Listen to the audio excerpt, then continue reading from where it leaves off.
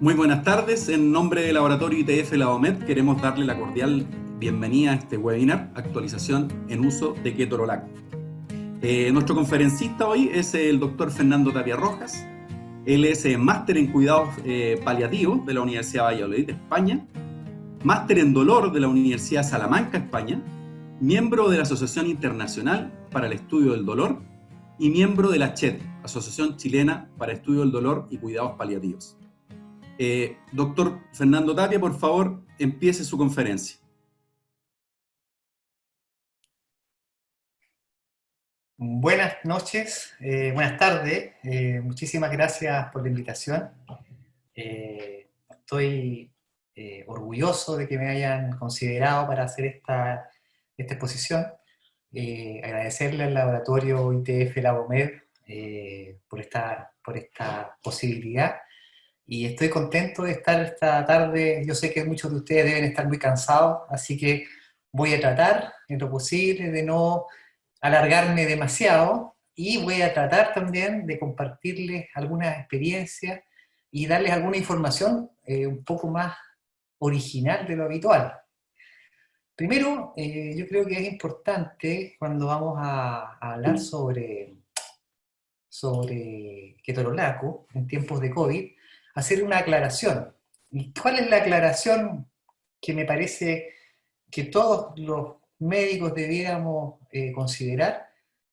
Bueno, he recibido honorarios profesionales, por supuesto, por parte de la OMED, por lo que no tengo ninguna otra responsabilidad o conflicto de interés para prescribir medicamentos del laboratorio. Y bueno, respecto a las controversias que estaba diciendo, todos sabemos que la revista Lancet, en marzo de este año, hizo una publicación con un comentario solamente, un comentario acerca de la teoría de que el ibuprofeno podría incrementar la expresión de la enzima convertidora de angiotensina 2, que es una teoría que se creía que se usaba para el SARS tipo 1, ¿ya? No el SARS-2, que es el COVID, y esta teoría la extrapolaron y dijeron que podría haber una posibilidad de una infección más severa y fatal con pacientes con COVID-19. O sea, no estamos hablando de una publicación o un estudio, ni siquiera un ensayo, estamos hablando de una teoría acerca de una posibilidad que se podía producir con un virus diferente al COVID-19. Esto fue el 11 de marzo del 2020, y ya el 14 de marzo del 2020, el ministro de Salud de Francia hizo estas famosas declaraciones en las cuales genera esta alerta acerca del uso de ibuprofeno y corticoides en pacientes con COVID-19. Bueno, esto tuvo una repercusión mediática gigantesca, realmente fue una repercusión muy potente, y al poco tiempo, dentro del mismo mes de marzo, ya la FDA estaba haciendo algunas aclaraciones respecto al uso de ibuprofeno. Y que decía que la FDA no tiene conocimiento de que hubiera evidencia científica que se relacionara con el uso del ibuprofeno con el empeoramiento de los síntomas de COVID-19. Por lo tanto, ya tenemos un organismo importante que en el mismo mes de marzo estaba haciendo esta aclaración, y por supuesto las guías de los diferentes servicios de salud nacionales sacaron también una declaración a fin de marzo diciendo que las personas con COVID-19 que toman medicamentos antiinflamatorios, digamos, previamente para una infección comórbida, deben continuar la terapia según las indicaciones previas de su médico, ¿ya? Por lo tanto, ya hay una indicación de la FDA y de las guías de los institutos nacionales de salud diciendo que no debiéramos tener, digamos, consideración por la declaración mediática inicial.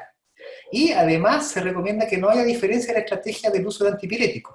Esto es lo que decían las guías de los institutos nacionales de salud, y la verdad es que no fue suficiente que la FDA hiciera esta aclaración, que los institutos nacionales de salud hicieran esta aclaración.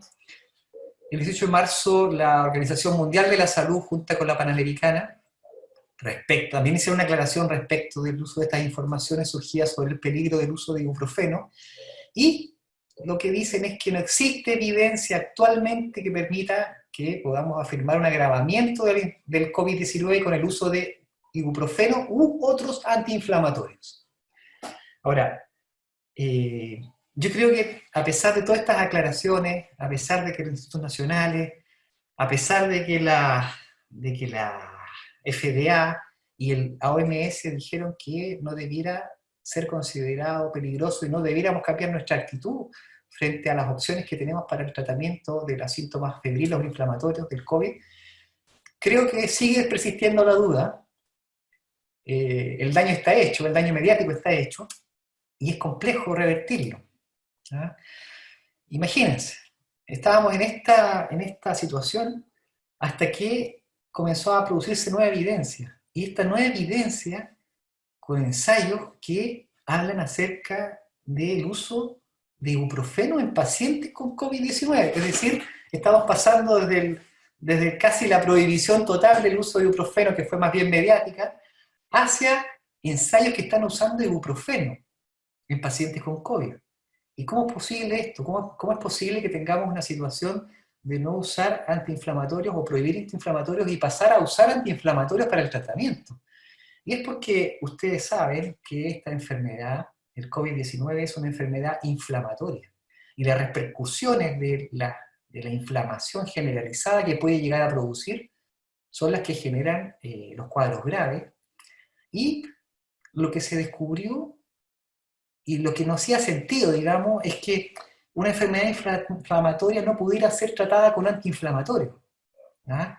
Cuando uno piensa, tengo una enfermedad inflamatoria y los antiinflamatorios son peligrosos, se me produce una disonancia, no sé si a ustedes también les pasó. Y resulta que dentro de los antiinflamatorios no esteroidales, se buscó el antiinflamatorio no esteroidal que fuera más potente desde la perspectiva de antiinflamación. Y el antiinflamatorio más potente de los que conocemos, o de la mayoría de los medicamentos que tenemos fácilmente disponibles, es el ibuprofeno justamente. ¿Ya? Desde el 2005 ya se sabe que el ibuprofeno tiene propiedades antiangiogénicas. ¿Ya? Y esto, digamos, se descubrió, digamos, y ahora generó un masivo interés para buscar más evidencia de estas propiedades antiinflamatorias y antiangiogénicas. Porque en una publicación que salió ahora hace muy poco en el New England Journal, que abajo les dejo el vínculo para poder verla mejor, se observaron 7 autopsias de pacientes fallecidos por COVID-19 en los que la enfermedad generó angiogénesis intususceptiva. Angiogénesis intususceptiva. ¿Qué es esto? Es la formación de nuevos vasos, ¿ya? Generando, a partir de los vasos que están previamente en la red capilar alveolar, y esto, digamos, llevó a que se partieran algunos ensayos con ibuprofeno. En este caso se generó un ensayo en Inglaterra con ibuprofeno lipídico oral, que es una forma diferente de ibuprofeno, en 230 pacientes COVID-19 positivos. Imagínense. Estamos pasando de la prohibición del ibuprofeno francesa a el estudio en más de 200 pacientes COVID positivos que se realizó en el King's College de Londres con fondos de la NHS. Entonces, la idea es que proponen un tratamiento de bajo costo para evitar la progresión de los pacientes hacia el respirador. Y esto se basaría en la propiedad antiangiogénica y antiinflamatoria que tiene ibuprofeno. En estas imágenes que les muestro, que son, digamos, imágenes de ahora mayo, tenemos una reconstrucción de lo que es la trama vascular alveolar. ¿Ya? Estas son microfotos, y esta es una reconstrucción sacando todo lo que son los alveolos, todo el epitelio pulmonar se saca y se deja solamente la red vasocapilar. Y podemos ver aquí esta distribución tridimensional que en la primera foto a la izquierda, arriba, es de un pulmón normal. Y cuando comparamos esta foto de esta red capilar normal de un pulmón sano, con la foto que sigue a continuación, que sería la foto B, la foto de la parte superior derecha, fíjense cómo se produce una distorsión increíble de la arquitectura microvascular de los alveolos. Esto recuerden que estoy hablando de vasos, ¿ya? Fíjense cómo se produce esta distorsión y una pérdida una pérdida clara del orden estructural con formación de angiogénesis intususceptiva. ¿Y qué es esta angiogénesis intususceptiva? Es la formación de nuevos vasos, haciendo que se pierda, digamos, el orden original de los vasos, y esta intususcepción de las que les hablo se produce a través de los pilares intususceptivos. Y los pilares intususceptivos son los que se ven en la figura C, que es la de abajo a la izquierda, que estas flechas blancas están apuntando, digamos, hacia los pilares intususceptivos, desde donde parten estos nuevos capilares que se forman y van deformando toda esta red vasocapilar a nivel alveolar. Por supuesto, esta angiogénesis empeora el fenómeno inflamatorio, ¿ya? Y así es como en la imagen B podemos apreciar una célula endotelial, que esto está tomado con un microscopio electrónico, ¿ya?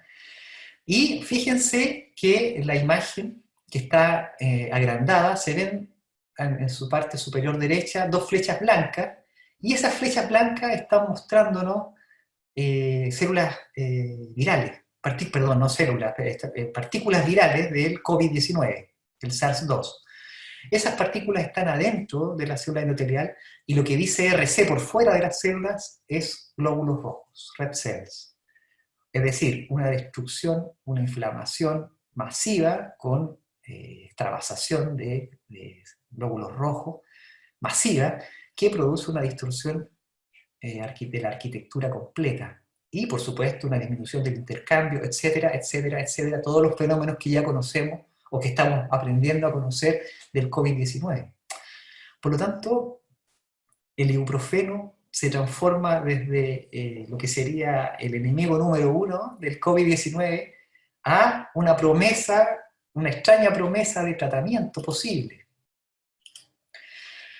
¿Y qué dicen otros médicos, otros colegas más cercanos? El ibuprofeno no daña, por el contrario, es un potente antiinflamatorio no esteroidal que puede ayudar enormemente a la mejoría clínica y evitar la progresión a ventilación mecánica. Esto lo dice un colega argentino, que es el doctor Doreski, un neumólogo, que está a cargo de uno de los estudios que se están haciendo, que es este programa extendido de uso compasivo con ibuprofeno por inhalación. Lograron sintetizar ibuprofeno inhalatorio y lo están usando en pacientes con COVID-19. Por lo tanto, están usando el ibuprofeno inhalatorio para tratar y ver qué posibilidades hay. Ahora, respecto del estudio previo, del ensayo Libérate, este es un ensayo que todavía está en curso, y hay algunas informaciones que hablan de que habría ya respuestas bastante interesantes. Y el doctor Doreski habla también de que hay excelente respuesta al uso de ibuprofeno inhalatorio. Ahora, no son estudios definitivos porque no están terminados, no tenemos todavía la publicación oficial del estudio finalizado, pero imagínense cómo podemos pasar del antiinflamatorio peligroso a una promesa en lo que es el tratamiento o uno de los tratamientos que pueden ayudar a los pacientes con COVID-19. Bueno, yo quería hacer estas aclaraciones porque me parecía necesario hablar un poco sobre lo que es el uso de los antiinflamatorios en COVID y qué es lo que está sucediendo actualmente. Ahora, lo que yo quiero hablarles a ustedes es acerca del ketorolaco. Ustedes conocen la farmacología, es un analgésico no narcótico que inhibe la síntesis de prostaglandinas igual que todos los AINES. Una presentación oral de 10 y 30 miligramos de ketorolaco, una presentación en ampollas parenteral de 30 miligramos, y tiene una absorción rápida y total. Un estado de equilibrio se alcanza tras una dosis única. Una vez alcanzados los niveles plasmáticos no se modifican, y no existen alteraciones en el tratamiento plasmático y no hay acumulación en tratamientos prolongados. Bueno, estas son cosas que yo sé que ustedes saben, pero creo que tengo que mencionarlas solamente. Lo interesante es que a la media hora de haber administrado por vía oral, el ketorolaco ya tiene un pic plasmático máximo, es decir, es bastante rápido en comparación a otros antiinflamatorios, y la vía intramuscular es de 1 a 2 horas, dependiendo por supuesto del paciente, su pic plasmático, y la vía intravenosa 5 minutos. La vía media de eliminación es de 5 horas, La mayoría de sus metabolitos son por vía urinaria, más del 90%, y una pequeña fracción por heces. Y este es un analgésico potente con una excelente hidrosolubilidad. Es muy soluble en el agua, en líquido. Por lo tanto, eso le da varias características que lo hacen diferente y especial.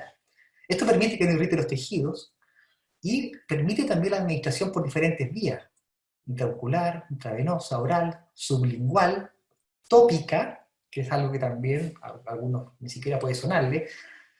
En teoría puede usarse por vía rectal, pero también se puede usar, que no es una indicación oficial, pero creo que es importante que hablemos de cosas que no son necesariamente oficiales, pero que se usan, como es la vía de administración eh, subcutánea. Ahora, esta clasificación funcional de los fármacos antiinflamatorios muestra en general dos grupos, de carácter ácido y no ácido.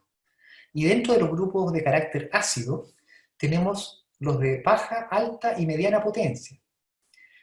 Dentro de los de alta potencia y rápida eliminación tenemos los del grupo ácido arilacético, donde está el diclofenaco, la indometacina y el ketorolaco. Cuando uno mira esto, piensa, tengo aquí entonces un fármaco, un antiinflamatorio de alta potencia y rápida eliminación. Por lo tanto, el perfil para un medicamento así sería idealmente el perfil de dolor agudo. Y de hecho se ha estudiado y se usa en dolor agudo, especialmente en los pacientes en el postoperatorio, ¿ya? Y en todo lo que sea dolor agudo, por ejemplo, en las urgencias. Ahora, fíjense en la potencia analgésica del ketorolaco. 10 miligramos de ketorolaco equivalen a un gramo de paracetamol más 60 miligramos de codeína. Cuando uno se pone a leer esto, igual se sorprende que la suma de paracetamol más codeína puede ser equivalente a solo 10 miligramos de ketorolaco, o 400 miligramos de ibuprofeno equivalgan a 10 miligramos de ketorolaco, o 50 de diclofenaco equivalgan a esto, pero estamos hablando de potencia analgésica. ¿Ya? Es un potente analgésico ketorolaco en comparación a sus otros primos antiinflamatorios. Pero ketorolaco no es un potente antiinflamatorio, su poder antiinflamatorio es más bien bajo, pero su potencia analgésica es alta. Ahora, ¿por qué más potente? ¿Qué nos hace pensar esto? Sabemos que la actividad analgésica es la inhibición de prostaglandina, lo sabemos. Ketorolaco, por supuesto, no es capaz de unirse a receptores opioides, por lo tanto, no es un opioide, es un antiinflamatorio, pero ya desde el año 93 se viene investigando la acción de algunos antagonistas opioides, específicamente la norpinaltorfinina, que es un antagonista kappa. Y resulta que de forma indirecta se dieron cuenta que cuando se usaba la norpinaltorfinina había una acción analgésica que se podía, digamos, producir usando ketorolaco, y la teoría que actualmente se acepta es que podría haber una liberación de opioides endógenos por parte del ketorolaco. Por lo tanto, aquí podríamos tener también una diferencia interesante, importante respecto al uso de ketorolaco respecto a otros antiinflamatorios no esteroidales, que sería esta segunda posibilidad de liberación de opioides endógenos. Desde el punto de vista de la seguridad, ketorolaco tiene una reacción adversa en total, sumando todas las reacciones adversas posibles, de 31 casos por cada millón de prescripciones. ¿Ya? Eso nos da una seguridad que en realidad es bastante alta si piensan que hay 31 casos de reacciones adversas, que pueden ser desde una pequeña cefalea, un poco de dispepsia, etc. Ahora, dentro de las reacciones adversas, las principales son las digestivas. Es decir, se producen 11 casos por millón de prescripciones. Y se cree que podrían atribuirse 1,9 muertes por cada millón de prescripciones. Ahora, yo no les voy a mostrar las vías del ácido araquidónico, de la prostaglandina, creo que eso es... yo sé que ustedes lo entienden y no los voy a aburrir con eso. Por lo tanto, quiero que hablemos de cosas diferentes. Esto también lo conocen, yo sé que lo conocen de memoria, y también me parece que parecería un despropósito cuando uno mira la escala analgésica del OMS, porque lo han visto 20 veces, pero resulta que cuando nosotros estamos quizás situados en un contexto de urgencia, y aparece un paciente que está con un dolor intenso, un paciente con una fractura, imagínense un paciente con una fractura, que está con un dolor de EVA 10, entonces como que hace más sentido aplicar la escala analgésica. ¿Ah? Y resulta también que me he dado cuenta que hay muchos colegas que todavía tienen un concepto antiguo y piensan en la escala. Y no podemos pensar en escalas cuando tenemos un paciente con un EVA 10. No podemos colocarle un antiinflamatorio solo o un gramo de paracetamol solo a un paciente que está con un dolor EVA 10. Por lo tanto, necesitamos realizar acciones rápidas y urgentes que sean compatibles. Por lo tanto, no es ascensor, no es escala, es ascensor analgésico lo que debiéramos usar. Entonces, cuando tenemos a este paciente que está gritando, ansioso, angustiado por su dolor, y lo tenemos frente a nosotros y necesitamos actuar rápido, tenemos muchas posibilidades. ¿Y qué pensamos? ¿En qué pensamos primero? ¿Usar antiinflamatorio? ¿O uso un opioide, como me dice el ascensor analgésico? ¿Debería usar morfina? Ya, voy a usar morfina, pero ¿cuánta morfina uso? ¿Sabemos usar morfina? ¿Tenemos seguridad en el uso de morfina o uso otro opioide? Todas estas preguntas a veces pueden producirse, y a mí se me produjeron, y creo que les comento a través de mi experiencia, lo que siento que puede ser la experiencia de muchos, que es, tengo este paciente chillando, grita desesperado, y tengo que hacer algo rápido. ¿Cuánto uso? ¿Qué uso? ¿Y cómo? Antes de contestar esa pregunta, recordemos que cuando se produce un traumatismo, se produce este traumatismo eh, por vía, digamos, periférica. Estoy buscando el ratón, pero no logro encontrar el ratoncito. Quería mostrarles con... No importa, no hay problema.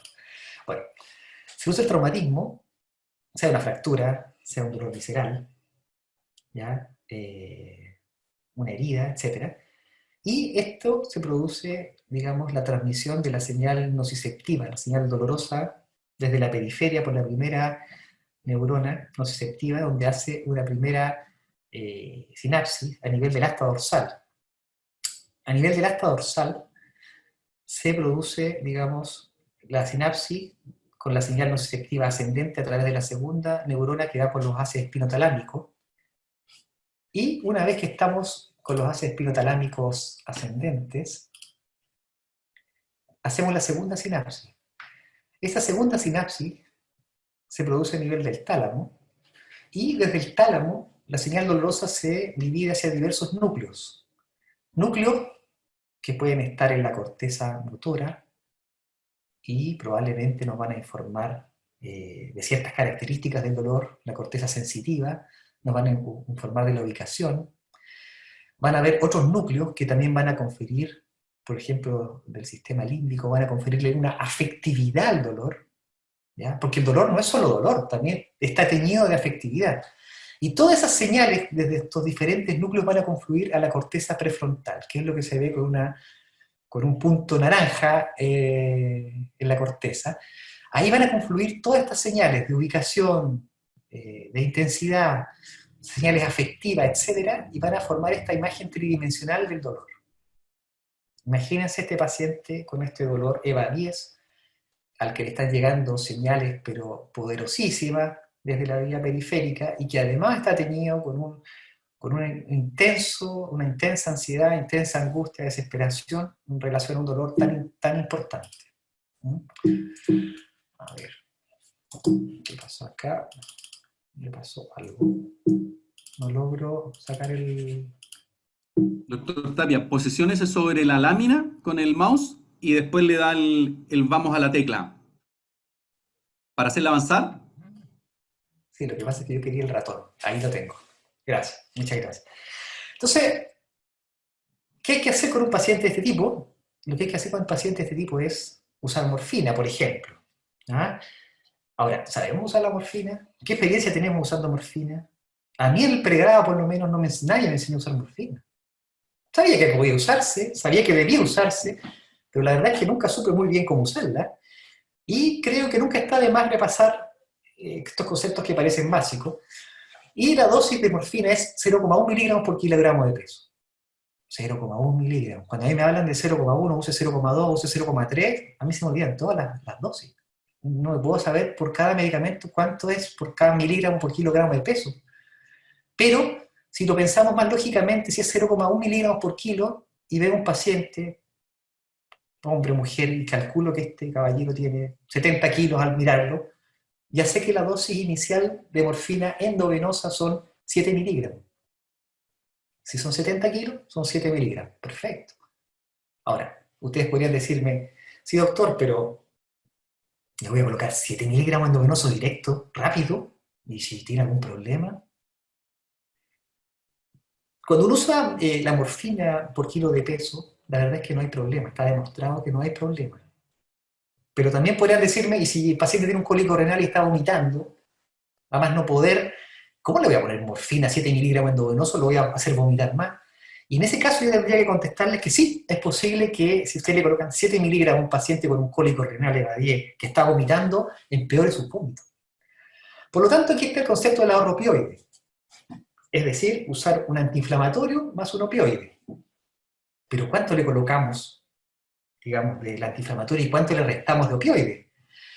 En el caso del ketorolaco, el ketorolaco de 30 miligramos endovenosos, que es una ampolla, equivale a 3 miligramos aproximadamente de morfina. Por lo tanto, si tenemos este paciente que llega a la urgencia, con un contexto agudo, con un cólico renal, queremos hacer ahorro opioide y pesa 70 kilos, le colocamos 4 miligramos de morfina más 30 miligramos de ketorolaco, que equivalen a 3 miligramos de morfina. Esa es una equivalencia opioide del ketorolaco, por ejemplo. ¿Ya? Ahora, ustedes también podrían decirme, ya, pero ¿y si el paciente sigue con dolor? Bueno, recuerden que la morfina endovenosa se demora 3 minutos en actuar. Y como les dije anteriormente, el ketorolaco endovenoso se demora 5 minutos en actuar. Por lo tanto, nosotros perfectamente después de 5 minutos podemos reevaluar a ese paciente. Y si el paciente persiste con dolor, pudiéramos usar la mitad de la dosis inicial de morfina.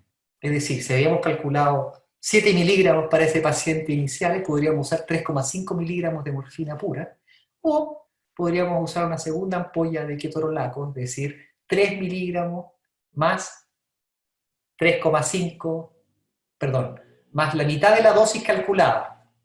Podríamos dejarlo en 2 miligramos de morfina, para no decir que es 1,75.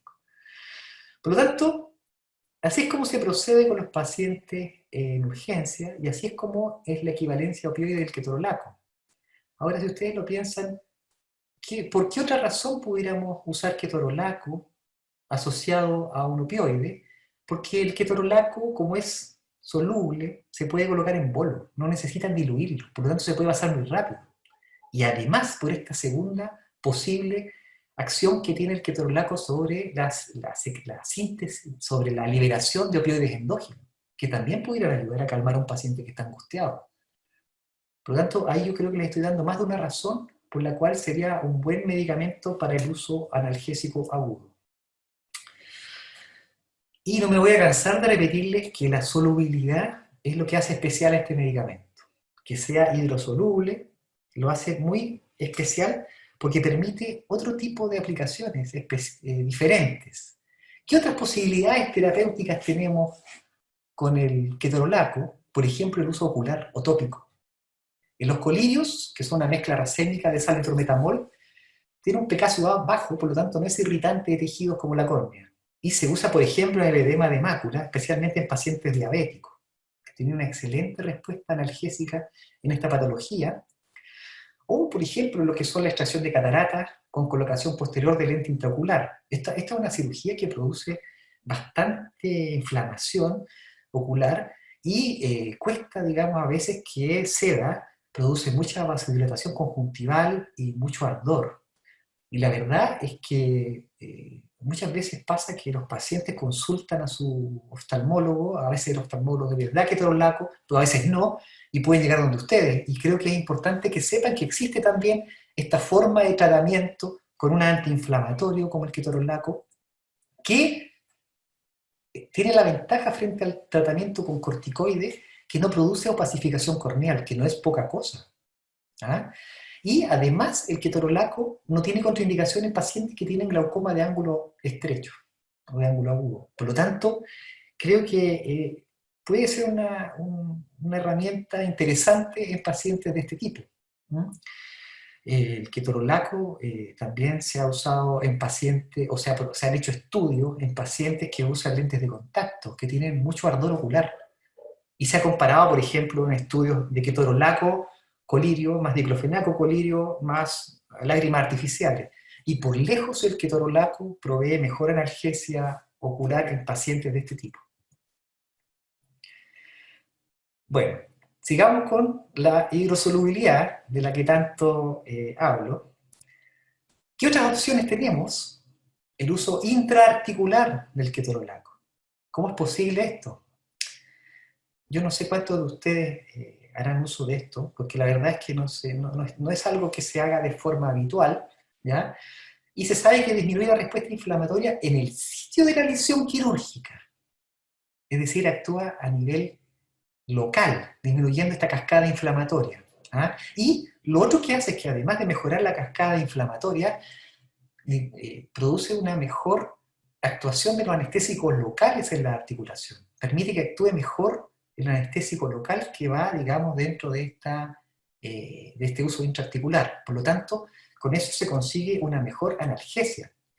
¿Cómo lo hace? Por una alteración de sensibilidad de nociceptores periféricos. Por lo tanto, disminuye los mediadores químicos que están derivados del ácido araquidónico, que es lo que sabemos, ¿ya? Y que se activan tras lesiones tisulares que provocan las cirugías. Y esto genera una mejoría realmente notable en cuanto a calidad y nivel de analgesia, y también en la duración del efecto antiálgico. ¿Ah?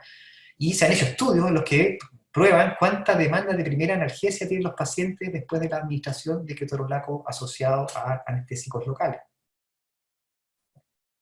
Y alguno de ustedes podría decirme, doctor, pero las ampollas de ketorolaco contienen alcohol. Y no tienen poco alcohol, tienen alcohol al 10%. Y eso puede irritar la articulación. Y es cierto, tienen toda la razón si me dicen eso. Y, por supuesto, hay estudios, por ejemplo, en los que se usan 60 miligramos de ketorolaco, es decir, 2 ampollas, en un volumen de 30 ml de bupivacaína, al 0,25%, que es un anestésico local. Y esto genera que el contenido de alcohol resultante quede al 7%, al 0,7%.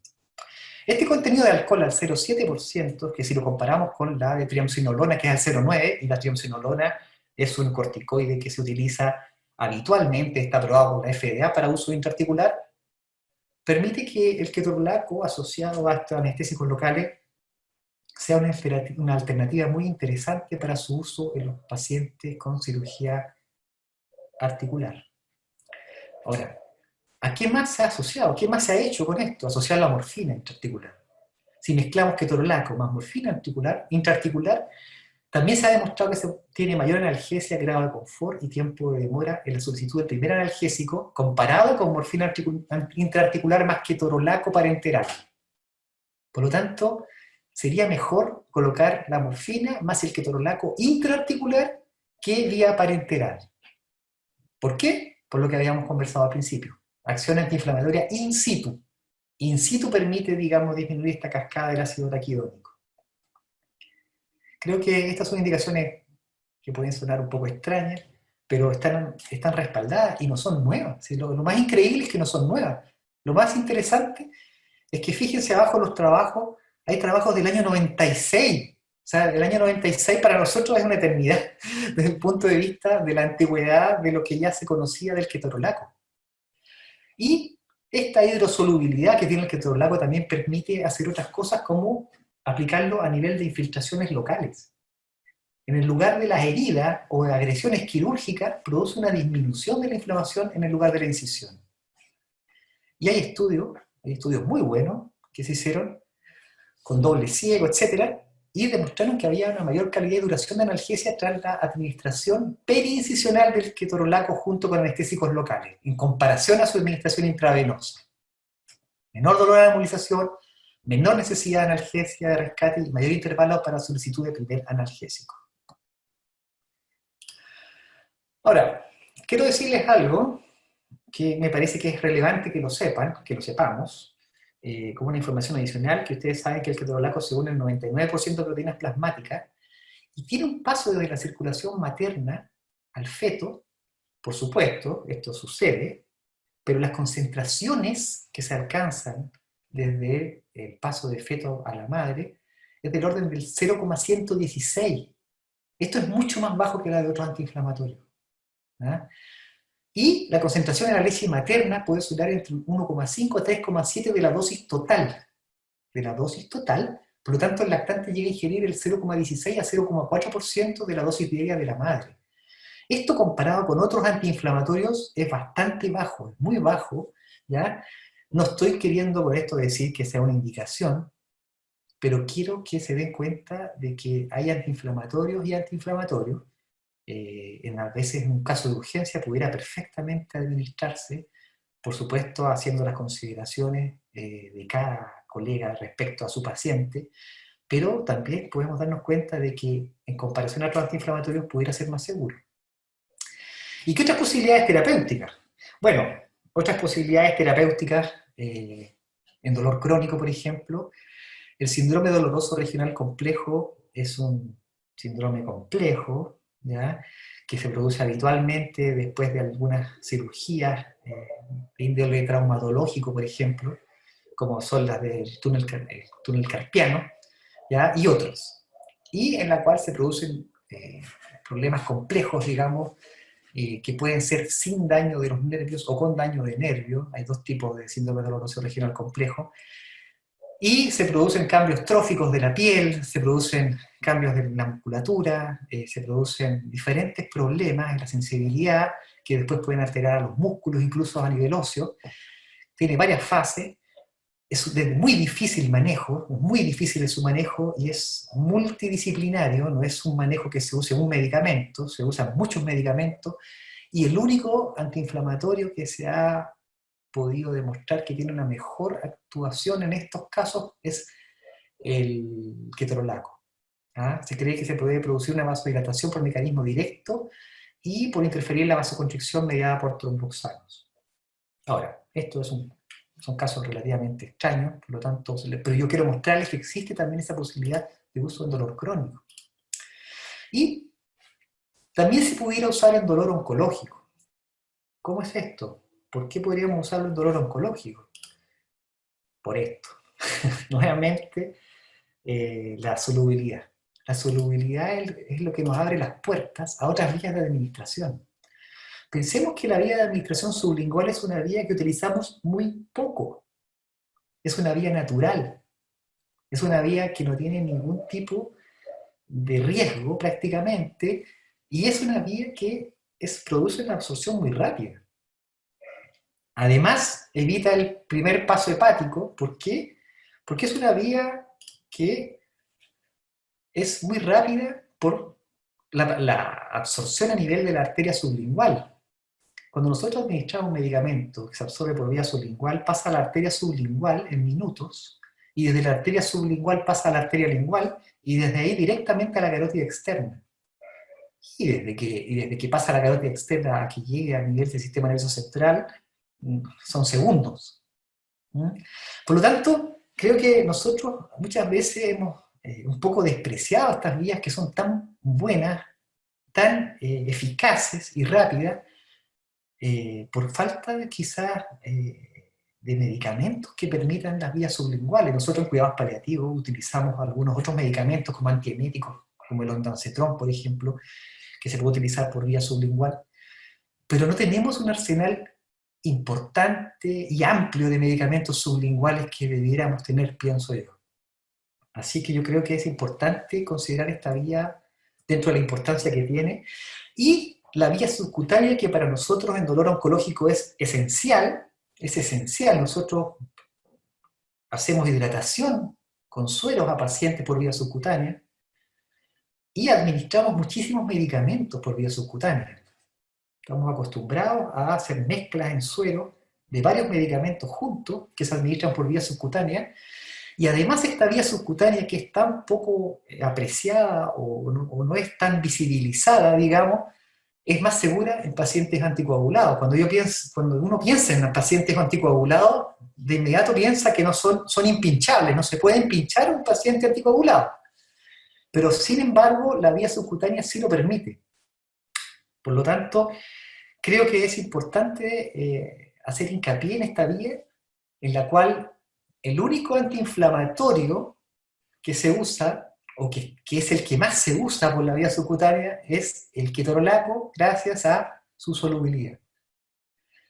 Se usan analgésicos opioides como la morfina, algunos corticoides, hay algunos que hay que diluir, sí, cierto, pero fíjense que el ketorolaco también se puede usar por vía subcutánea y esto puede tener una relevancia a veces en la práctica habitual, con pacientes quizás que puedan estar en lugares más alejados, donde no puedan encontrar una vía venosa fácilmente, pacientes con muy mal acceso vascular o que simplemente están usando anticoagulantes y queremos usar un antiinflamatorio, creo que esta es una buena posibilidad terapéutica. Bueno, yo no quería extenderme mucho, quería tratar de ser lo más breve posible, porque yo sé que ustedes están cansados y su tiempo es valioso. Les agradezco muchísimo. Voy a estar listo para que, si es que hay alguna pregunta, podamos conversar y haberles aportado una gotita de conocimiento en esta tarde fría conectado con ustedes. Muchísimas gracias y estamos conversando a través del chat. Gracias, doctor Tapia. Efectivamente, ya hay preguntas. Les quiero recordar a todos los participantes que en su plataforma abajo hay una ventana que dice preguntas y respuestas. Le pueden hacer las consultas al doctor Tapia. Doctor Tapia, la primera pregunta dice lo siguiente. ¿Qué duración tendrá el ketorolaco intraarticular y en qué dosis se ocupa? Claro, el ketorolaco intraarticular, los estudios que se están haciendo son estudios de 2 ampollas, estamos hablando de pacientes, digamos, operados, ¿ya? Y estos pacientes se utilizan 60 miligramos de ketorolaco, 2 ampollas diluidas en bupivacaína, que son los estudios, y hay otros estudios que hablan de lidocaína, pero lo que más se estudiaba es la bupivacaína, y la duración aproximada se cree que puede llegar a ser hasta de 6 horas. Perfecto, muchas gracias. Otra pregunta de la doctora Calderón dice, ¿qué AINE o paracetamol prefiere para las mialgias del COVID? Ya, es una buena pregunta. Es una buena pregunta porque lo que se debiera usar es una asociación probablemente de paracetamol más un AINE. Recuerden que el paracetamol es un analgésico puro. Y es una buena práctica poder asociar, si es que no responde a paracetamol solo, un AINE más un paracetamol. 1 gramo de paracetamol se pudiera asociar, por ejemplo, el ketorolaco perfectamente porque la potencia analgésica, que es lo que perseguimos cuando tenemos mialgia, es mayor. Yo preferiría usar, por ejemplo, si tengo un paciente que está con una mialgia muy severa, 1 gramo de paracetamol, asociarlo a 30 miligramos de ketorolaco sublingual, por ejemplo. Esa sería una buena alternativa. Ahora, si ustedes me dicen, sí, doctor, pero es que vamos a seguir usándolo por varios días, yo preferiría en ese caso probablemente usar un Coxib, si vamos a usarlo por muchos días. Pero si tenemos un dolor agudo, ¿ya? Y vamos a pensar en usar ketorolaco, por ejemplo, no debería usarse por más de 90 miligramos al día por más de 2 días. Y el paracetamol, 1 gramo cada 8, puede seguir usándose por todo lo que se requiera. Si queremos seguir después de los 2 días con un AINES, yo sugeriría usar un Coxib. Perfecto, doctor. Ahora, la doctora Torres dice, para uso subcutáneo, ¿es necesario diluir el ketorolaco? Ya, para el uso subcutáneo, nosotros habitualmente cuando colocamos, yo les hablo, digamos, de la experiencia principal que tenemos que es a nivel de oncológico, ¿ya? Pero el ketorolaco idealmente debiéramos diluirlo en unos 5 ml o 10 ml de solución fisiológica para administrarlo lentamente, pero en bolo, en esa dilución. Ok, Siempre el uso subcutáneo la administración subcutánea debe ser lenta, pero se puede administrar y te vas a demorar 1 minuto y medio más, pero vas a poder administrar exitosamente un medicamento de este tipo. perfecto. Ahora, dice dosis máxima de liberación prolongada al día de ketorolaco. Y pregunta además la doctora si el uso en niños, si se puede usar en niños. Ya, perdón, es que me genera una duda que me digan liberación prolongada, ¿se refieren a liberación sublingual? Aquí, claro. Porque, Sí, aquí dice liberación no prolongada. existe liberación prolongada. Me imagino que es sublingual. Y la dosis máxima diaria es de 90 miligramos en 24 horas sublingual. Existen algunos folletos de ketorolaco sublingual que hablan hasta de 120 miligramos, ¿ya? Pero creo que esos son folletos más aplicables a poblaciones con índices de masa corporal mucho mayores. ¿Ah? Yo pensaría quizás en algunas poblaciones europeas o norteamericanas donde podemos encontrar pacientes quizás de 120, 130 kilos, pero en Chile esa no es la habitualidad. Entonces, creo que por seguridad lo indicado sería 90 miligramos sublingual cada 24 horas. Y respecto a tu otra pregunta, tú me estabas Uso en haciendo una pregunta niños. de niños, claro. Sí. Mira, no tiene una indicación oficial para uso en niños. ¿Mm? Existen sí varios estudios que han usado el ketorolaco en los postoperatorios, especialmente en postoperatorios de niños de cirugías ortopédicas, que son muy dolorosas, y en las que se debe usar mucho opioide. Entonces, los opioides siempre hay un cuidado especial porque los niños son complejos respecto al uso de opioides. Y en esos pacientes hay varios estudios en los que se ha usado ketorolaco asociado a opioides para disminuir el uso de opioides y con excelente respuesta. Pero no existe una indicación oficial para el uso de ketorolaco en niños. Hay otra pregunta aquí que me parece que la respondió usted en la presentación, pero me preguntan por el uso en embarazadas. Y si se puede usar, ¿qué dosis sería la adecuada?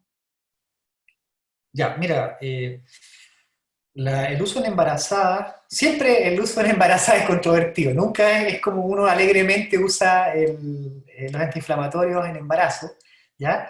Pero como regla general deberían usarse en el segundo trimestre del embarazo, ¿ya? Es el momento en que provee más seguridad el uso de antiinflamatorios, y lo primero que deberíamos usar en embarazada siempre es el paracetamol. En este caso, si es endovenoso, se puede usar paracetamol endovenoso. Si tú tienes paracetamol, lo usaste y quieres agregar un AINE, ahí podrías usarlo perfectamente en 30 miligramos, digamos, endovenoso en una paciente del segundo trimestre del embarazo. Perfecto.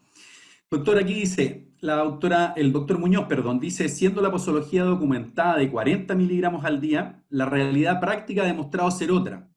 ¿Cuánto diría usted que podríamos usar en dosificación y cuál sería la dosis máxima? Sí, sí, bueno, esa pregunta, la verdad es que cuando hablan de 40 miligramos se refieren a la vía oral. Y cuando hablamos de la vía oral nos referimos a una vía que tiene un metabolismo, digamos, tiene un paso hepático, etcétera, ¿ya? Y ahí lo que sucede es que se produce el uso de sistemas de detoxificación y de metabolismo hepático que generan que la dosis máxima diaria sea de 40 miligramos por vía oral, ¿ya? Cuando tú no utilizas estos sistemas y tienes medicamentos que pasan rápidamente, sea vía endovenosa o sublingual, uno pudiera dispararse en la dosis hasta llegar a 90 miligramos. ¿Ah? Pero la sugerencia es que si te lo hacen por vía oral, sea 40 miligramos al día por no más de 7 días.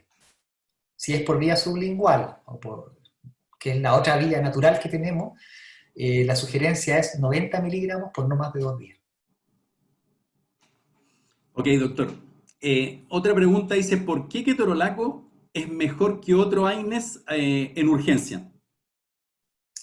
Ya, bueno, lo que les mostraba en los cuadros era porque es muy rápido y tiene una potencia analgésica que solamente es comparable a diclofenaco y a indometacina. La indometacina nosotros casi no la usamos en Chile, ¿ya? Tenemos el diclofenaco como la segunda alternativa. Y dentro de esos dos, ketorolaco es más hidrosoluble que diclofenaco. Por lo tanto, tenemos un analgésico de alta potencia, ¿ya? Y de rápida eliminación, que son estos dos, que sería el diclofenaco y el ketorolaco, y dentro de esos dos, el más hidrosoluble es ketorolaco. Por lo tanto, tú ketorolaco puedes pasarlo en bolo, puedes pasarlo en una ampolla directa sin tener que diluirlo, tranquilamente. Entonces, eso también sumado a este segundo mecanismo que está todavía, por supuesto, en el mundo de las teorías, pero hay evidencia indirecta de que pudiera producir una liberación de opioides endógenos, hace que ketorolaco sea un medicamento desde la perspectiva de la urgencia superior. Doctor, acá hay una pregunta que habla un poco de la dosificación. Dice, ¿los 90 miligramos al día es aplicable sublingual, endovenoso o el comprimido de 10 miligramos? Es aplicable 90 miligramos sublingual y endovenoso. Comprimidos de 10 miligramos, 40 miligramos, por lo que explicaba de la detoxificación. Ok. Ahora, siempre recuerden que ketorolaco es un medicamento que está pensado para lo agudo.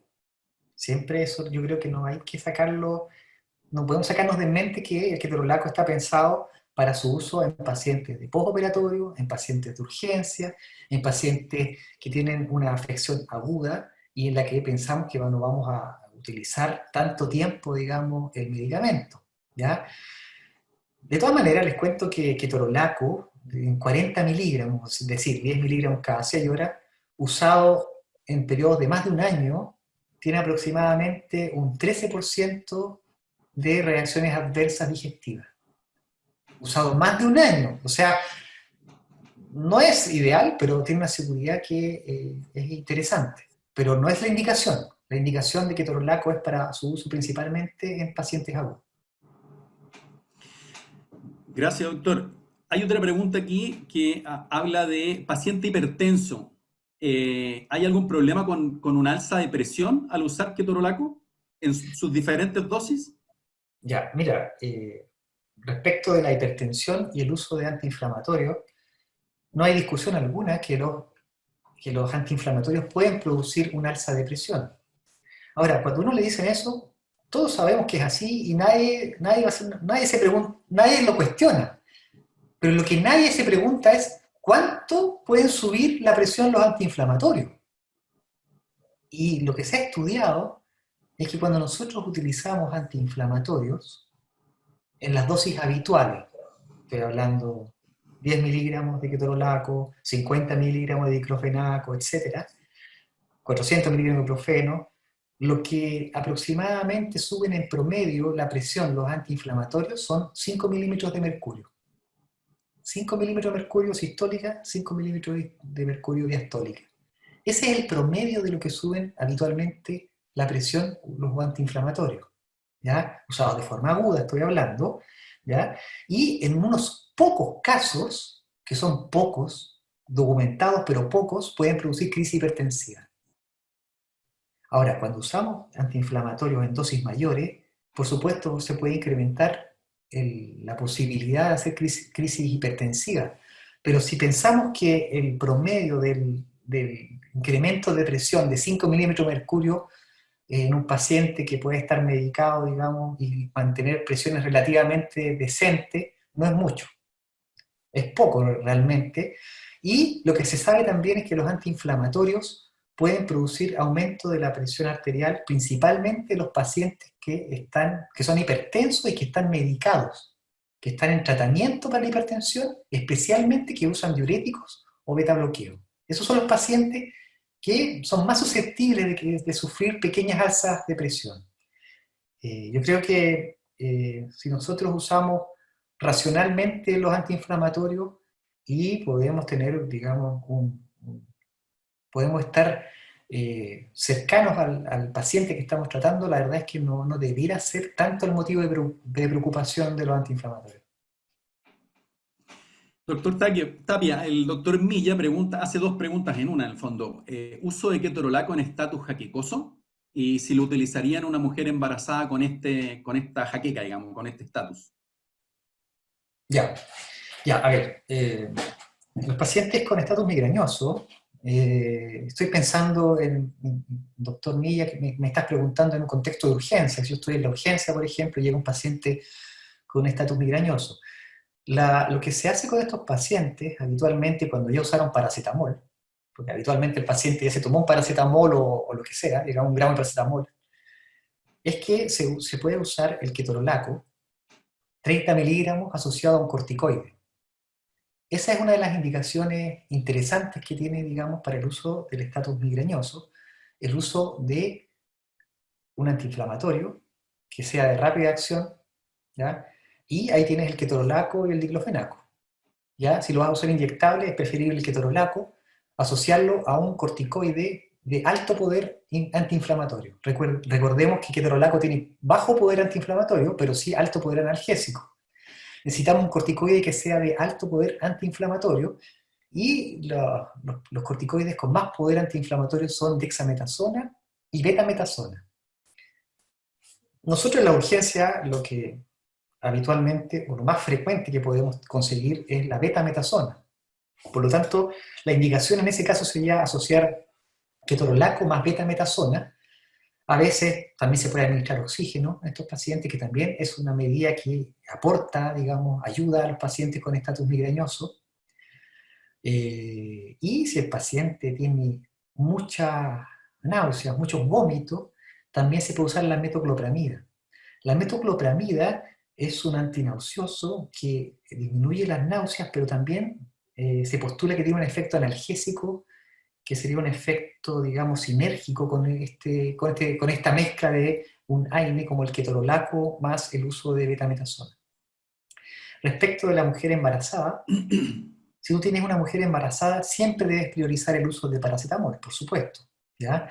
Yo usaría paracetamol 1 gramo endovenoso más el corticoide, que puede ser betametasona, por ejemplo, idealmente dexametasona, pero si no hay, betametasona, y oxígeno. Ese sería mi... Y también se puede usar la metoclopramida en pacientes embarazadas. También se puede usar, eso no tiene problema. Es un poco más conflictivo el uso de ondansetron, que también se puede usar de forma aguda, pero se recomienda como primera instancia la metoclopramida. Ahora, si la paciente está en el segundo trimestre del embarazo, no tendría ningún problema en usar el ketorolaco. Si está en primer trimestre, trataría de evitarlo y usaría paracetamol, asociado al corticoide, más uso de oxígeno, más metoclopramida. Ok.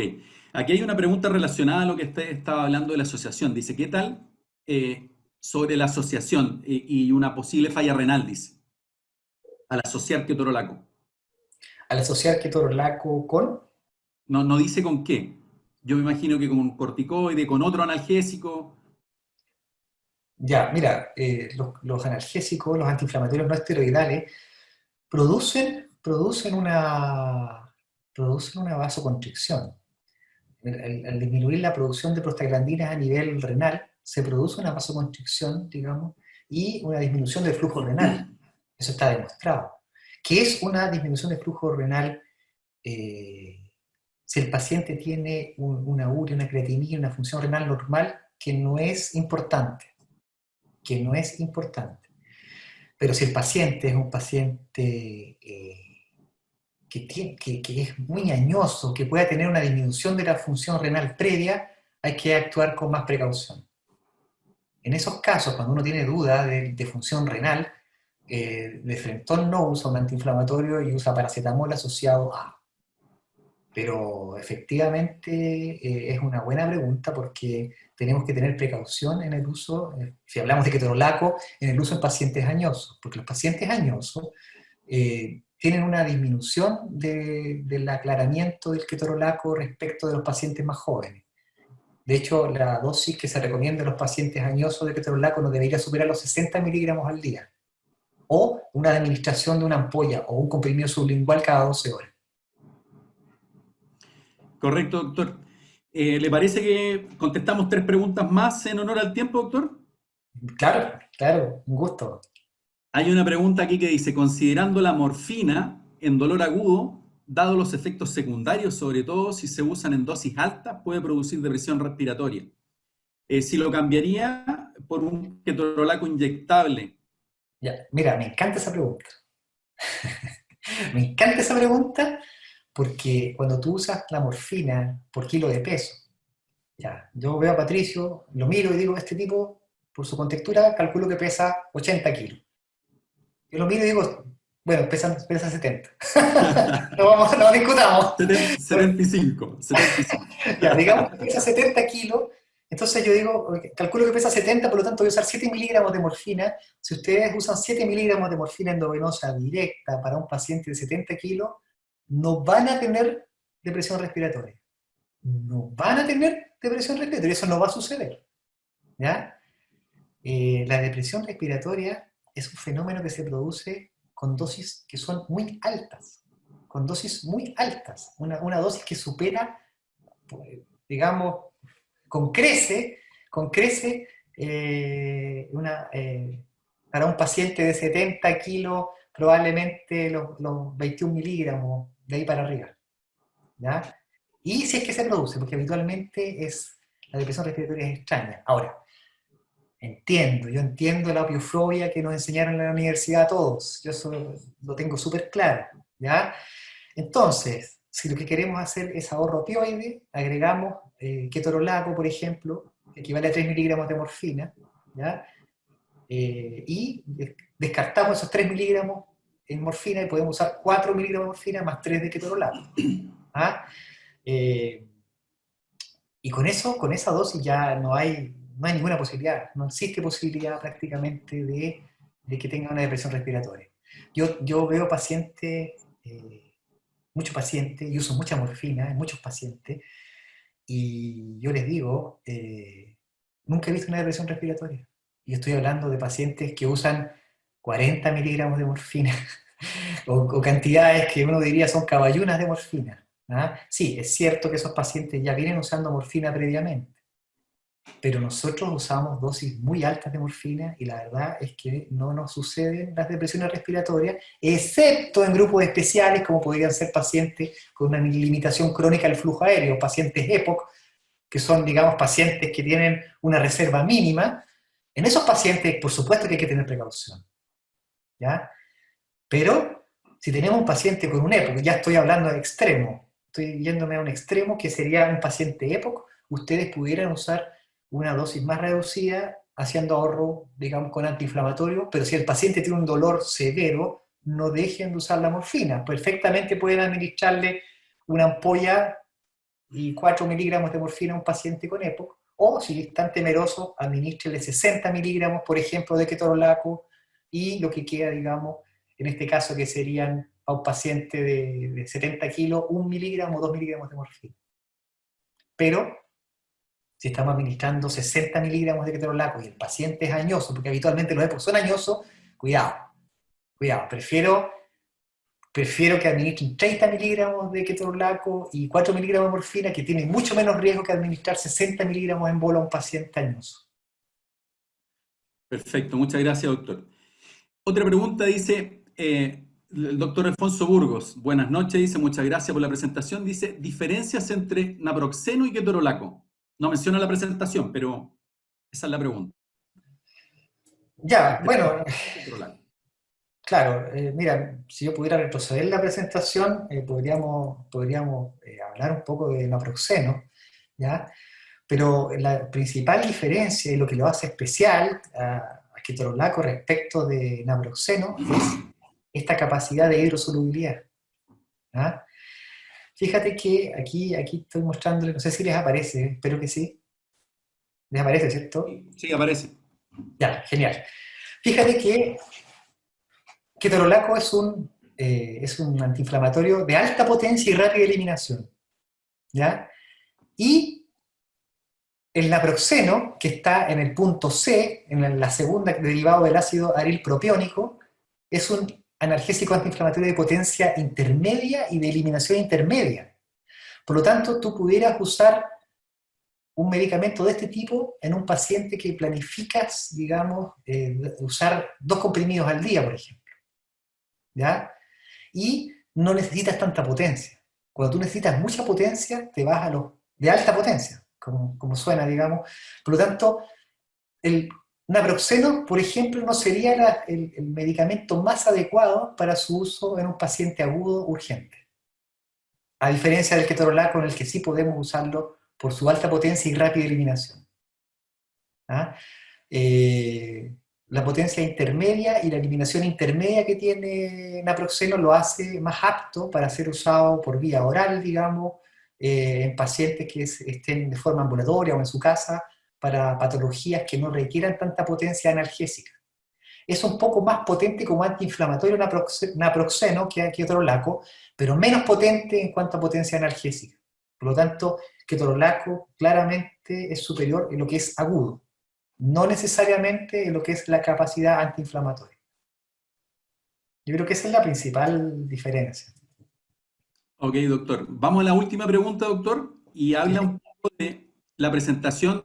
Dice, no le queda tan claro el uso sublingual del ketorolaco, aparte de la rapidez de acción. ¿Cuál es el otro beneficio de usar sublingual o comprimido?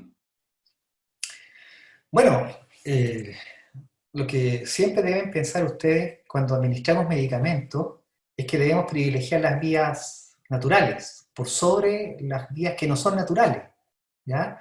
Y nosotros podemos administrar por vía sublingual o por vía oral un medicamento, si queremos hablar de vías naturales, y cuando administramos por vía sublingual nos evitamos el paso hepático del medicamento. Nos evitamos esta absorción que puede ser errática y además el metabolismo hepático del medicamento cuando usamos la vía sublingual. La vía sublingual permite que se absorba el medicamento casi en un 90%, y esa administración no va a llegar al hígado, no va a pasar por la vía, digamos, gástrica, intestinal, etc. Y va a pasar directamente, digamos, a las arterias sublinguales, linguales, etc., y va a generar su efecto rápidamente, por contigüidad, por cercanía. Fíjate dónde está muy cerca, digamos, del sistema nervioso central, y con eso nos evitamos los problemas que implica la metabolización de la vía oral. Es mejor, siempre va a ser mejor privilegiar la vía natural como una vía sublingual antes que una vía subcutánea o una vía endovenosa, que implican un pinchazo, implican un riesgo, aunque sea bajo, pero implican siempre un riesgo mayor que una vía natural. Perfecto, doctor. Muchas gracias por su presentación. Unas palabras si quiere despedirse la audiencia. Bueno, quiero agradecerle. Estoy encantado de estar con los que son mis amigos, con Patricio y con otros que están atrás. Estoy encantado también de poder colaborar, darles una gotita de conocimiento de algo que yo sé que ustedes conocen bastante bien, pero creo que siempre se puede saber un poco más, siempre podemos despertar inquietudes, y en lo que yo pueda colaborar, en lo que pueda ayudar a cualquiera de ustedes, estoy feliz y encantado de poder hacerlo. Muchísimas gracias. Gracias, doctor. Bueno, en nombre de ITF Laomed, le queremos dar las gracias a todos los participantes de este webinar. Los vamos a dejar cordialmente invitados a los próximos seminarios web, y así para nosotros poder seguir aportando también a la educación continua de los profesionales de la salud. Así que muchas gracias y buenas noches. Muchas gracias.